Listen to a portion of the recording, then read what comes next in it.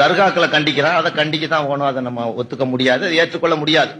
அவுலியாக்கள் இல்லைன்னு சொல்லக்கூடாது, சொன்னா காஃபீர் ஆயிட்டோம். அஸ்தக்ஃபிருல்லாஹ், நம்ம அவுலியாக்களை ஏற்றுக்கொள்றோம், அவுலியாக்களுடைய தாற்பயங்களை ஏற்றுக்கொள்கிறோம். குர்ஆன்லயே அல்லாஹ் அழிக்க முடியாத இடத்துல வச்சுட்டான். அதுக்காக அவங்க பேர்ல நடத்துற உருசுண்டுகிட்டு அந்த அக்கிரமம் பண்றானுங்க. என்னத்தான் கள்ள தொட்டு முத்தம் கொடுக்கறா, என்னென்னமோ பண்றான்.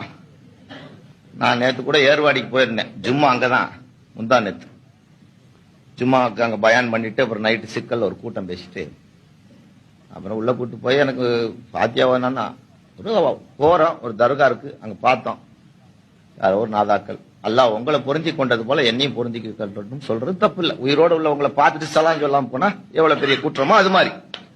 அதை விட்டுட்டு போய் அங்க நின்னுக்கிட்டு என் மேல இப்ராஹிம் ஷா வராரு, என் மேல ஷாவுல் நாயம் வரேன், செருப்பு கழட்டி அடி, இவன் மேல எதுக்கடா வரா, ஏண்டா வாரதுக்கு அவனுக்கு இடமா இல்லை.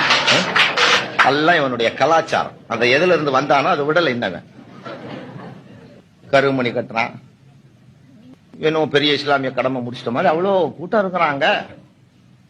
எவ்வளவு கூட்டம். அதே ஒரு ஊர்ல ஒரு கலவரம் நடந்துச்சு. யாரோ ஒரு சின்ன ஊர் பாதிக்கப்பட்டிருக்கு. பக்கத்துல ஒரு ஊருக்காரன் போய் ஏதோ நம்மளால முடிஞ்ச உதவியை கொடுக்கலான்னு 10 பால்டீன் வாங்கிட்டு போய் அந்த குழந்தைக்கு கொடுத்துருந்தீங்கன்னா அந்த சவாப் கியாமத்து நாள் வரைக்கும் உனக்கு வரும். போய் கல்ல புடிச்சுக்கிட்டு அழுதுகிட்டு திரியிறானுங்களே.